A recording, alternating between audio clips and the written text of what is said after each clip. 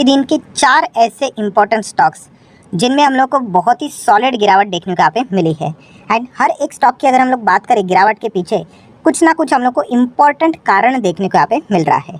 तो वो स्टॉक्स कौन से हैं एंड आगे क्या करना ठीक रहेगा, तो सभी चीज़ों को हम लोग यहाँ पे स्टेप बाय स्टेप कवर करने वाले हैं। तो चलिए स्टार्ट कर लेते पहले कंपनी के साथ, जिसका नाम आप देख सकते हो टिमकेन इंडिया लिमिटेड। सो आज के दिन ये कितना गिरा है, लगभग 7% के आसपास गिरावट हम लोग को होते हुए देखने को मिली है। एंड जो गिरावट है पहले ही यहाँ पे प्री डिटरमाइन थी कि बाजार यहाँ पे स्टार्ट होगा तो ज़बरदस्त यहाँ पे गैप डाउन एक्सपेक्टेड था एंड वैसा ही कुछ होते हुए देखने को मिला।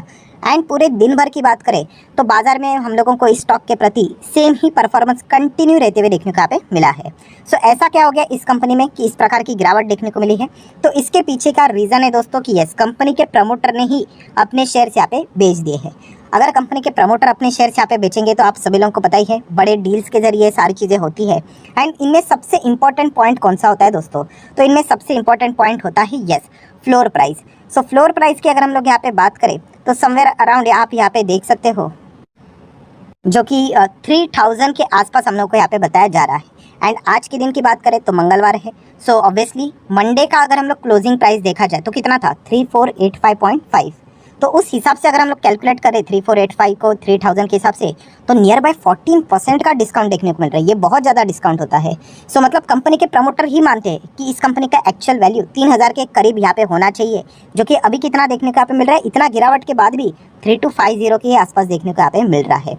सो देखा गया तो ये 7% की गिरावट यस बहुत कम है, क्योंकि एक्सपेक्ट किया गया था कि ये डबल डिजिट में भी गिरावट हो सकती है करके, ठीक है। बट क्या प्रमोटर ये माल बेचते हैं इस चीज़ के चलते क्या हम लोगों ने डरना चाहिए? तो मैंने एक आपको फॉर्मूला बताया है कि जब भी प्रमोटर अपना माल बेचे एंड सामने इंस्टीट्यूशनल इन्वेस्टर उस माल को खरीदे तो फिर आपको डरने की ज़रूरत नहीं है।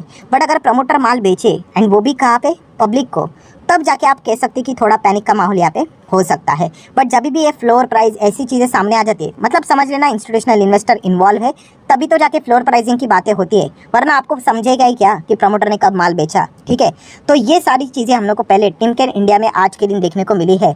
अगर हम लोग ओवरऑल स्टॉक की बात करें, थोड़ा मैक्सिमम चार्ट पैटर्न चेक कर ले तो आप देख सकते हो कोई एरा गैरा स्टॉक तो नजर नहीं आ रहा है। हमारा एक बेसिक प्रिंसिपल होता है कि अगर हम स्टॉक को इतने पुराने समय से देख रहे हैं, एक डिसेंट चार्ट पैटर्न के साथ ऊपर जा रहा है, तो यस एक थोड़ा बहुत तो रिस्पेक्ट हम लोगों के सामने स्टॉक के यहाँ पे मतलब ऐसा नहीं कि कुछ भी ऐसा इस प्रकार का चार्ट पैटर्न नहीं करके, नहीं, एक डिसेंट चार्ट पैटर्न देखने को मिल रहा है। तो एक देखने का नजरिया यस जो बदल जाता है। सो टिमकेन इंडिया की बात करें, कोई खराब कंपनी तो है नहीं, ठीक है। अगर हम लोग इसके बिजनेस की बात करें तो सबसे पहले आप देख सकते हो 24,000 करोड़ का मार्केट कैप वाली कंपनी, मिड साइज की कंपनी है। एंड अगर हम लोग बात करें तो बेयरिंग्स में हम लोग का इस कंपनी का परफॉर्मेंस देखने को यहाँ पे मिल जाता है।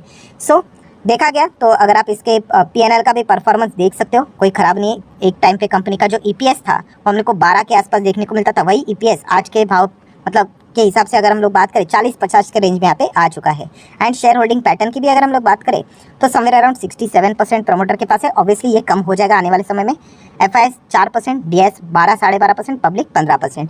सो बताने का मकसद क्या है, जिसके पास भी टिमकेन इंडिया कंपनी होगी तो इस गिरावट के चलते यस उनको डरने की जरूरत नहीं है, ठीक है। तो ये पहला पॉइंट मैं आप लोगों को यहाँ पे बताना चाह रहा था। आ जाते सेकंड कंपनी के ऊपर, जिसके रिलेटेड मैंने कल के दिन ऑलरेडी डिटेल वीडियो बना के रखा हुआ था कि ये जोरदार क्रैश होने वाला है, राइट। खबर ही वैसी थी ना, कोई उसके लिए रॉकेट साइंस की जरूरत नहीं। आपके बिजनेस के ऊपर ही अगर सीधा वार लगेगा तो इस प्रकार की गिरावट तो एक्सपेक्टेड रहेगी। और ऐसा नहीं कि मतलब कोई छोटा मोटा रिस्ट्रिक्शन है, लगभग 2 साल के लिए नए क्लाइंट्स आप जोड़ नहीं सकते। और क्लाइंट जोड़ना मतलब क्या है कि आईएफएल सिक्योरिटीज़, इनका धंधा ही इसी से रिलेटेड है। एंड आप बताते हो कि वही नहीं करना। ये तो ऐसा हो गया कि विराट कोहली का ही बोल दिया गया कि आप 2 साल तक बैटिंग नहीं करोगे, तो फिर वो क्या करेंगे?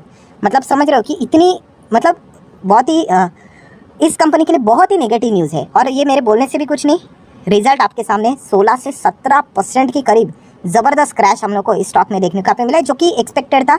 जैसे बाजार खुलेगा गैप डाउन रहेगा एंड इस गैप डाउन के बाद और लोअर लो हम लोग को कट होते हुए देखने को मिले हैं।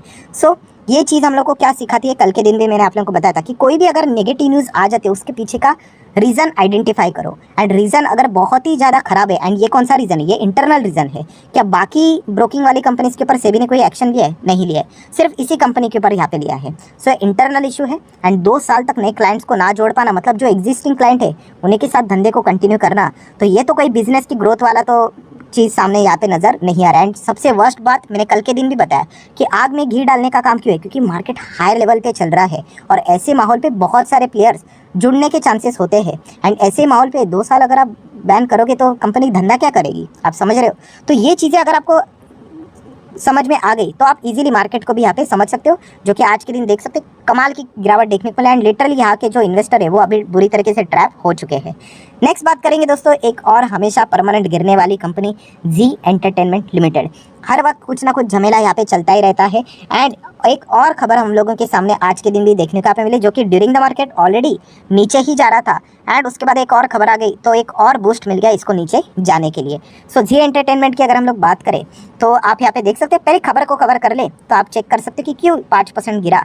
तो दोस्तों इनका जो केस है, ठीक है, अगेंस्ट द सेबी, वो हम लोग को और ड्रैग होते हुए देखने को यहाँ पे मिल रहा है। ड्रैग होना मतलब तारीख के ऊपर तारीख हम लोग को ये सारी चीज़ें खींचती हुई देखने को यहाँ पे मिल रही है, ठीक है ना। तो उससे क्या प्रॉब्लम हो रहा है, तो देखिए दोस्तों अलग अलग चीज़ें होती है। अभी सिक्योरिटी अपीलेट ट्रिब्यूनल की बात करें, सैट की बात करें, ठीक है, उन्होंने ये जो सारी चीज़ें जो केस हम लोग को चल रही है वो अभी 26 जून तक हम लोग को खींचते हुए देखने को मिल रहा है।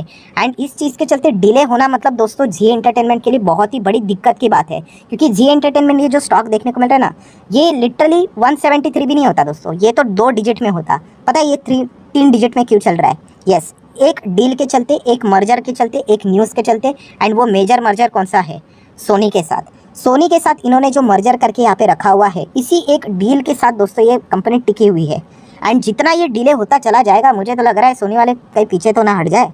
एंड यही डर बार बार देखने को मिला, इसीलिए आज के दिन अगर हम लोग बात करें, कोर्ट ने यहाँ पे क्या कर दिया, एडजॉर्न कर दिया, ठीक है, कि 26 तारीख को हम लोग इससे रिलेटेड अगली कार्रवाई यहाँ पे करेंगे। और जितना डिले होगा दोस्तों, जस्ट इमेजिन 26 को भी अगर ये डिले हो गया, बाप रे बाप, ये कंपनी उतना ही हम लोग को नीचे नीचे देखने को यहाँ पे मिल जाएगी।